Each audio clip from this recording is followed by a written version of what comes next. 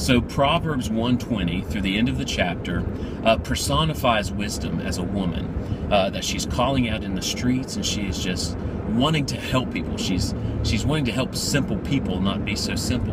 But then it goes on to say that she laughs at those that don't listen to her when they encounter distress that she could have helped them avoid. But at the end of it, it says that all those who listen to her will dwell safely because of it. And so, wisdom is everywhere, in other words. So God's looking from up above, and he sees wisdom everywhere. So when you and I are in bad situations that we could have made better decisions, he sees that there's wisdom everywhere, right? God makes sure that you and I have everything we need for life and godliness. And it even says that, and it's either 1st or 2nd Peter, that God has given us everything we need for life and godliness according to the true knowledge of him. But, and also, I think it's in Hosea, it says, my people are destroyed for a lack of knowledge. So knowledge and wisdom is so important. And, imagine somebody dying of thirst, surrounded by clear drinking, good drinking water. How crazy would that be? Well, that's actually what's happening. People are destroying themselves in certain areas of their lives, and they're surrounded by the answers. There's so much wisdom around. How many people around you could have helped you in a situation you got in and you didn't ask for help, or they could have helped you prevent it?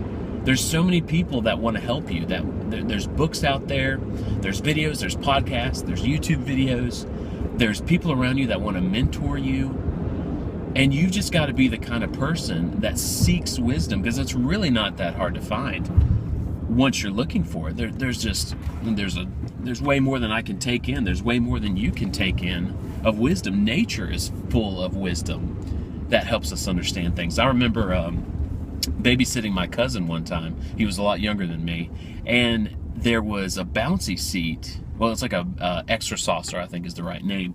And I told him not to get in it because he was too big, and he got in it and he got stuck, and he started to cry, right? And then that was just something that happened in my life. I was like, wow, what a great picture of us.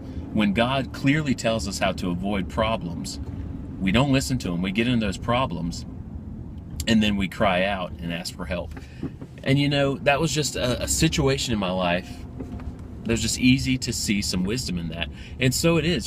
Jesus constantly taught us with pictures. He taught with parables. He would tell a story. He would relate a truth that he found in nature, or just things that we normally go through. And he's like, wow, you can apply this to your Christian life. So what's the big idea? The big idea is that all the answers for all your problems are around you.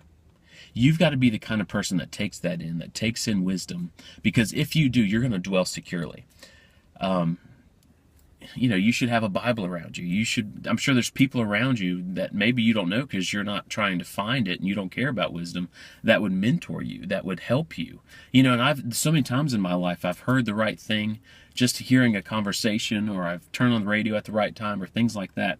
God is going to teach you wisdom through all different avenues, and he's going to make sure that you have what you need to make a good decision. But there's a lot of people that don't care. They're just going through life like, woohoo, I don't care. And just like, la la la, we'll see what happens. And they're going to get hurt. And wisdom's going to laugh at them because it was there and they didn't take it in. And so don't be that kind of person. Be the kind of person that listens to wisdom, that is trying to make good decisions in life. Look for it. It's there. Take it in, and you're going to dwell securely. I feel like my marriage is good and secure because I've listened to hours, hundreds, probably thousands of hours already of marriage advice, especially from Jimmy Evans, which I recommend. And I've read Love and Respect, and I've read the 5 love languages because I wanted to have a good marriage. So I sought marriage wisdom. Do the same in every area of your life, and you'll dwell securely in every area of your life.